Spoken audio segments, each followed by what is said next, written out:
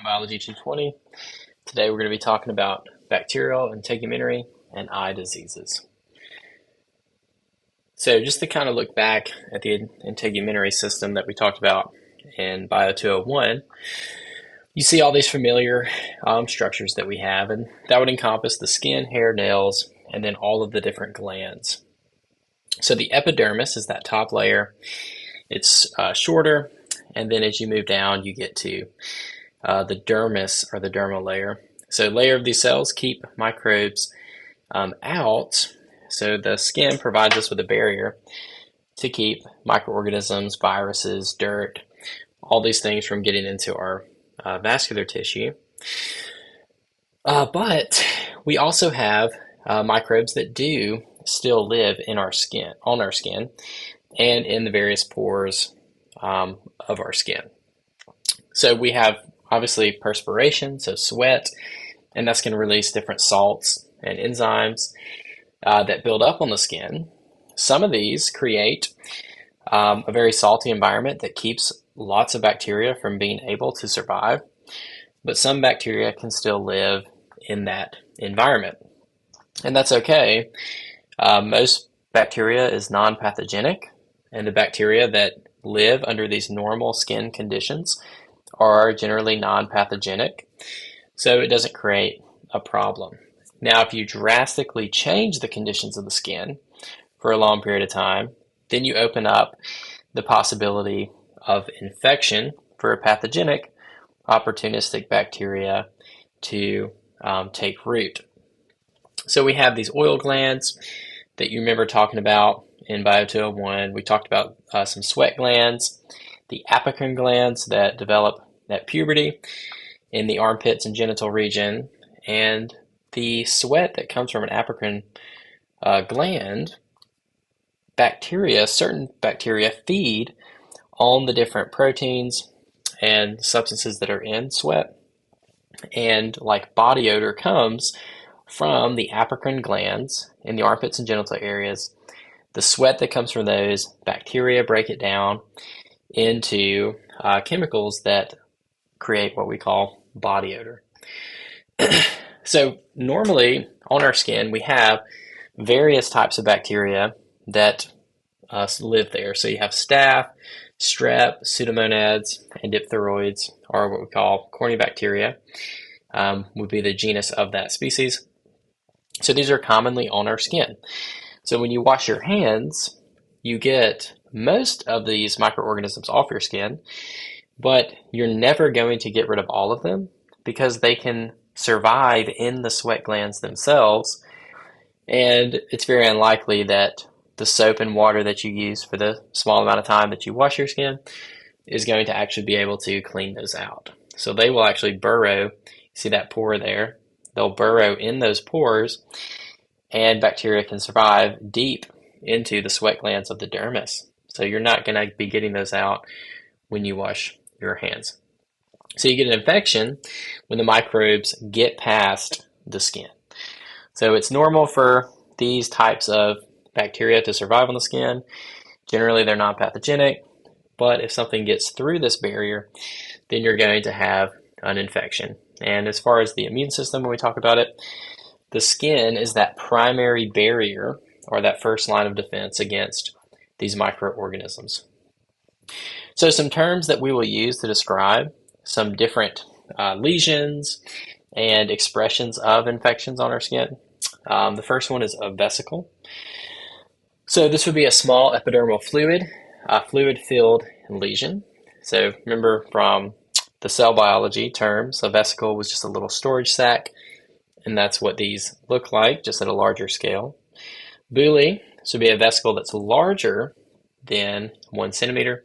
So you can think of that as just a big vesicle. We have macules, which would be flat and reddened epidermal lesions.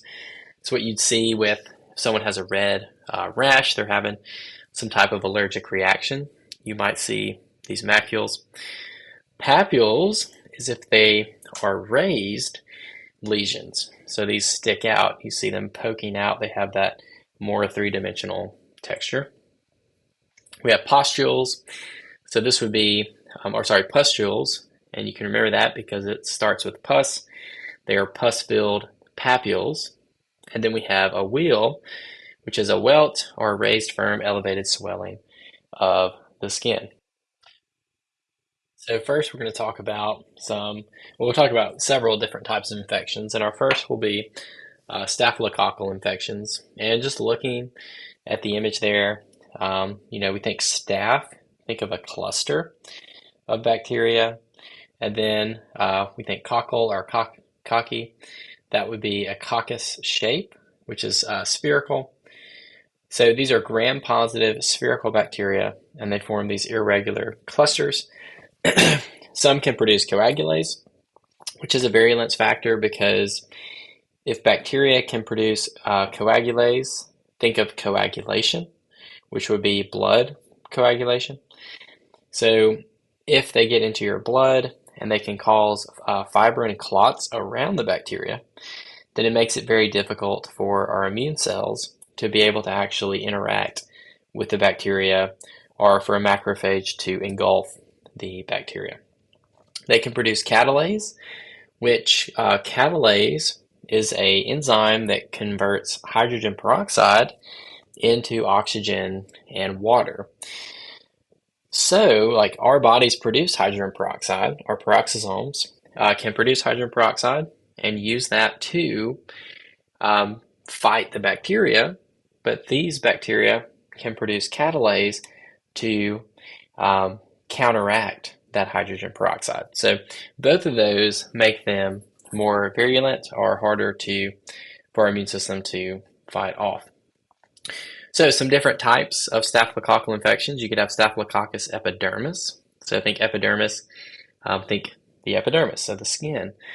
So these are 90% of the normal flora on the skin is going to be Staphylococcus epidermis. So if you swab, your skin, put that on a growth plate, you're probably going to get a lot of Staphylococcus epidermis. And when that happens, they produce these white colonies, as you can see here in this image. So generally, they are considered non-pathogenic, and they are non-coagulase formers. So they're not as virulent as a different type of bacteria that would be a coagulase former. Let's see. Yes. So the next one is Staphylococcus aureus, which is very pathogenic. And one of the problems with Staphylococcus aureus is that it's becoming resistant, certain strains, to the antibiotics that have traditionally worked to treat it. So penicillins, cephalosporins, there are strains of Staphylococcus aureus that are resistant to those antibiotics, which makes them very difficult to fight because those are such common antibiotics that we use for so many different infections. So this is the most pathogenic of Staphylococci. Our next one is MRSA, which is the abbreviation for methicillin-resistant Staphylococcus aureus. And so this is, you'll see this in like media. They've had like lots of articles about this, or you may have seen it on a TV show referenced on like a medical show. But you'll see those little abbreviations before the genus species name. And a lot of times it's a strain that's resistant to some particular antibiotic.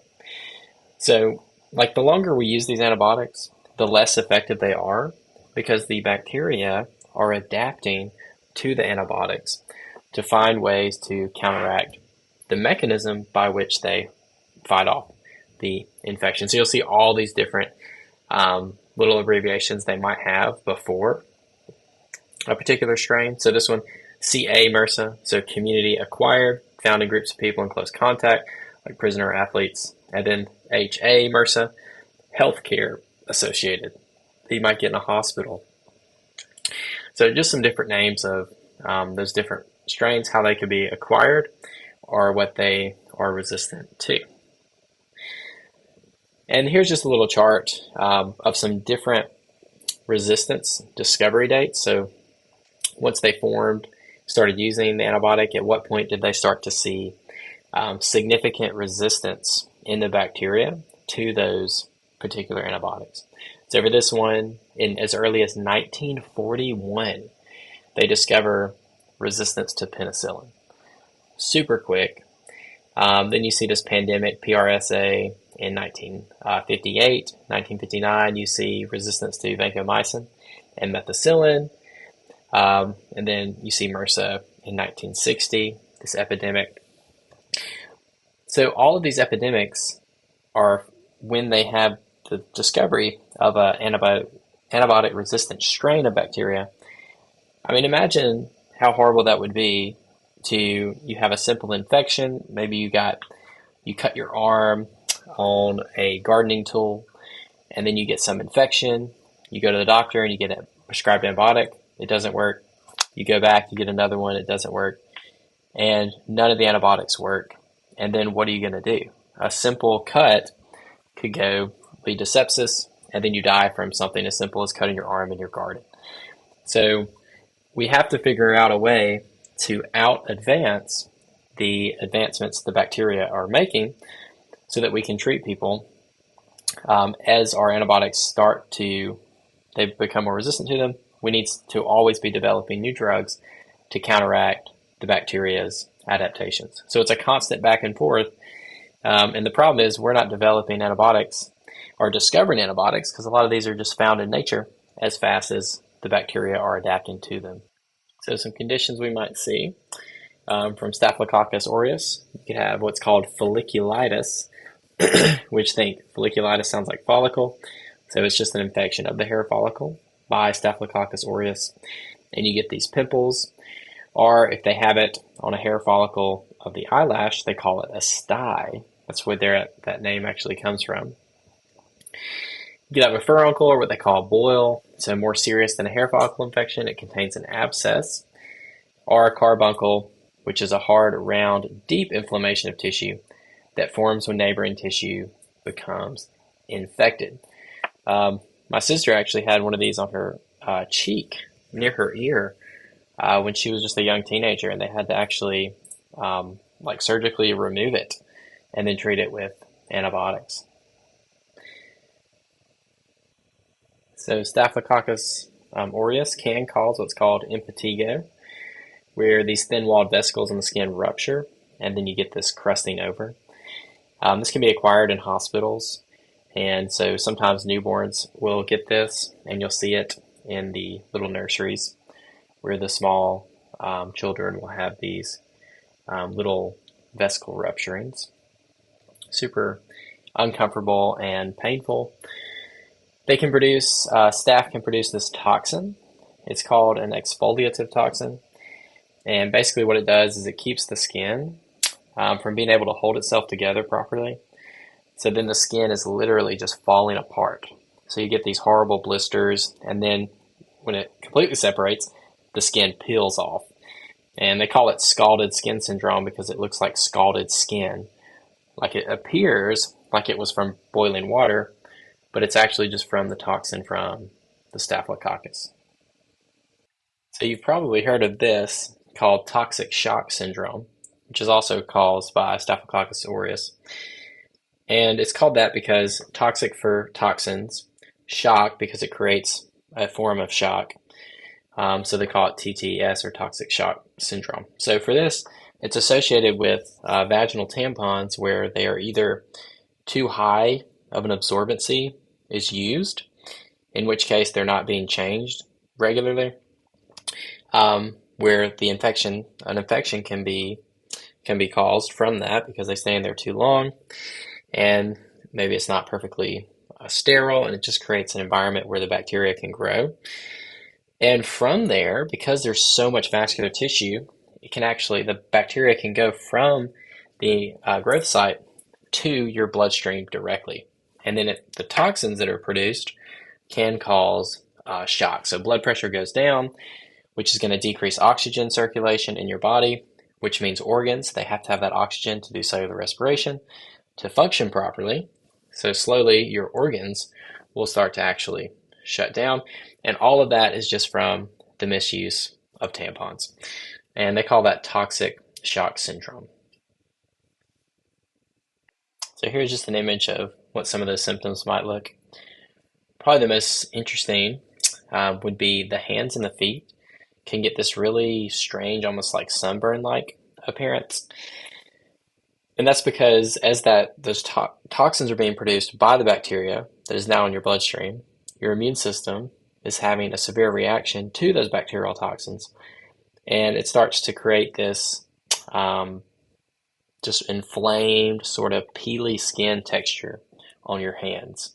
Now, this isn't like the primary symptom. Obviously, the symptoms of shock are going to be the most pronounced. You probably feel lightheaded, feel weak, have a fever, all of those other symptoms that would be associated with that. You might even have like nausea and diarrhea. Obviously, a huge change in blood pressure when your oxygen circulation is going to start decreasing. But that is another symptom that you might see. Next up, we've got our streptococcal infections. So you see an image there in the bottom right, gram-positive because they're purple, which means they have that thick cell wall, and they're spherical for the cockle, the spherical shape. And then strep means they grow in a chain or a string. So Streptococcus mutans causes cavities. That's what you have naturally in your mouth. And when they break down sugar, they release an acid that allows them to eat through the enamel of your teeth and eventually cause cavities. So they produce different toxins and enzymes. The foremost is hemolysins, which allows them to lyse your red blood cells. So you'll see actually blood plates. You can grow these on a blood plate like sheep's blood, and the bacteria will show up as these clear spots on the blood growth plates because they're able to break down those red blood cells. So anyway, they call it beta hemolytic, which allows them to break down these RBCs.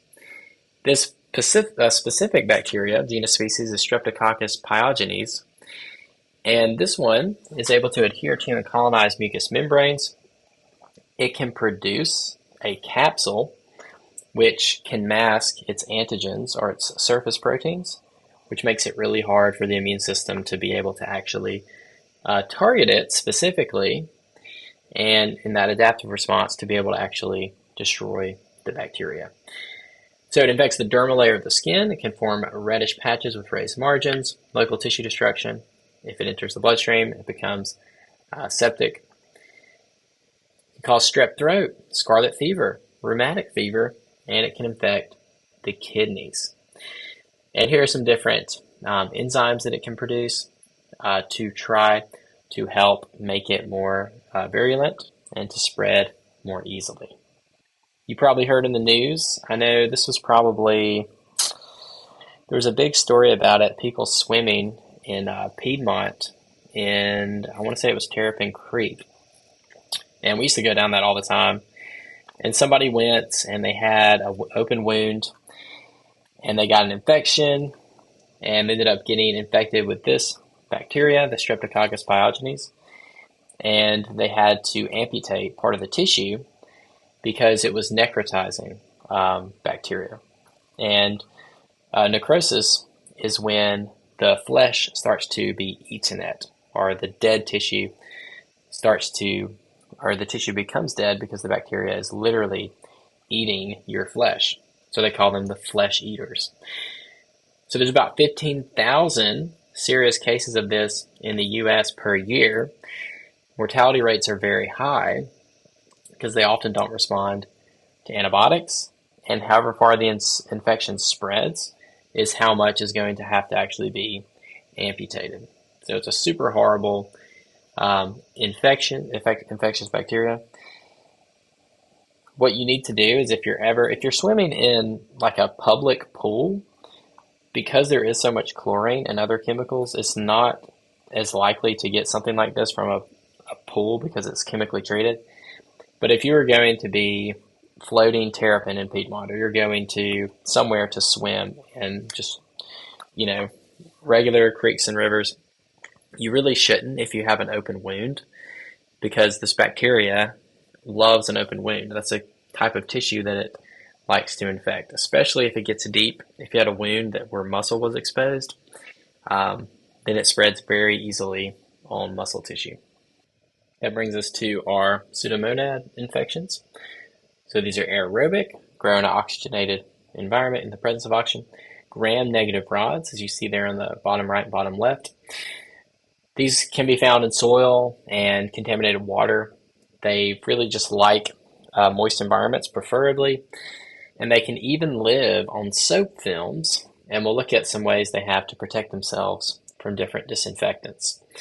But they are resistant to different types of chemicals and can even be living in a disinfectant if it's not at the right concentration. So they call this the model, a model opportunistic pathogen. If something gets off with your normal microflora, then Pseudomonas can infect it. And specifically, this type is Pseudomonas aeruginosa.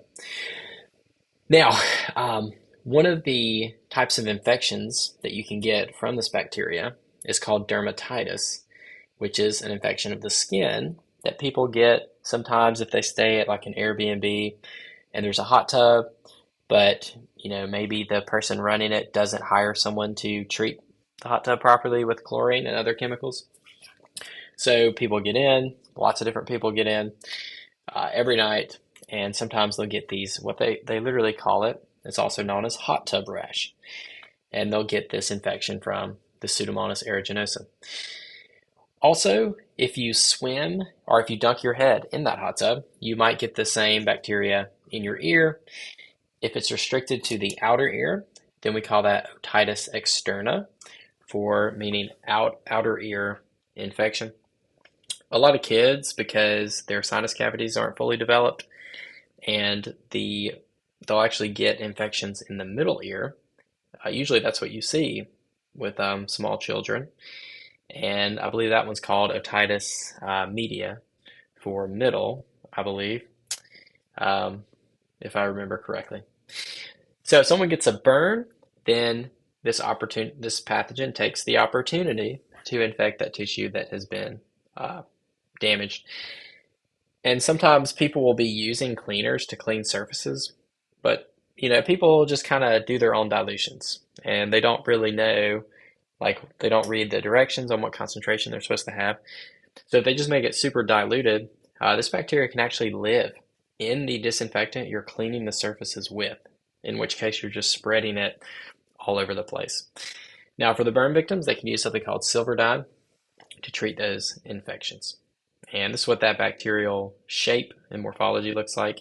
It's got that rod shape. And they can produce a biofilm. So when they're in groups, they'll produce a biofilm together to protect each other in a huge clump, which makes it very difficult for antibiotics to get in and actually cause an effect or damage to that bacteria. That brings us to our diphtheroid infections. For these, they're going to be anaerobic, so they're perfectly happy with no oxygen. They're gram-positive and then pleomorphic, so they can have these different arrangements and shapes as rods. So this is what actually causes acne. So how this would occur, how you would get this is the sebum pores, if they become blocked, then it accumulates. And if you remember from Anatomy 1, it creates those whiteheads. But if there's openings for air to move in, then the sebum darkens, it oxidizes, and you get those blackheads. So this particular bacteria, this Propionibacterium acnes, metabolizes the sebum, and it produces fatty acids that initiate that immune response, which creates the inflammation that you see with acne. And then, of course, they have all these different medications you can take to try to loosen up these clogged sebum ducts, these oil ducts. So then when you've recovered from those bacterial infections, it can still leave these scars from those infections. And that's where you get these acne scars. So some different infections of the eyes. You have these epithelial cells that actually cover the eye. And it's this transparent mucous membrane. And these microbes can infect the eye through this conjunctiva. So this mucous membrane that lines the eyelids and covers the outer surface of the eye. So those are actual living cells that are creating this transparent layer. So conjunctivitis would be an infection of the conjunctiva, and you've heard this commonly called pink eye because it makes the eye turn pink or red. And the reason it looks that way is because it's infected by something. It could be a bacteria, it could just be allergies, and it's an immune response to a non-harmful substance like pollen. But a lot of times it's from an actual infection. So contact lenses, because it doesn't allow this mucous membrane to shed and for tears to run over it, as would naturally occur, it's increased how many times people are getting pink eye from contact lens use. So if a baby can contract this while they're being passed through the birth canal, they can get gonorrhea if the mother was infected with gonorrhea. So they call this neonatal gonorrheal ophthalmia. And it's caused by the Neisseria gonorrhea bacteria. So you see that genus species name matching up with the name of the infection.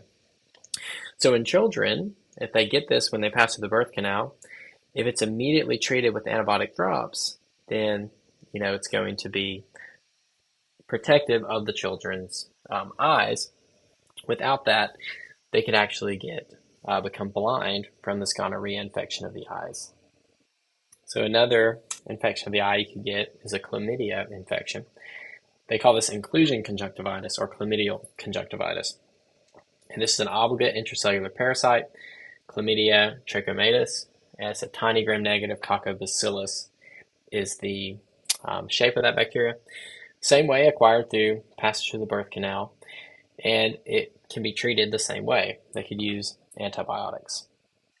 So this trachoma, as they call it, is when you get scarring from that conjunctivitis. And this is actually the number one cause of blindness that results from an infection. So it's transmitted by hand contact and sharing of personal items or towels, and could be transmitted by flies.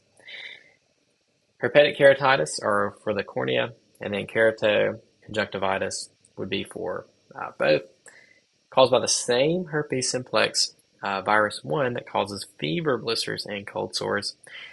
So it creates these deep ulcers and damage to the cornea.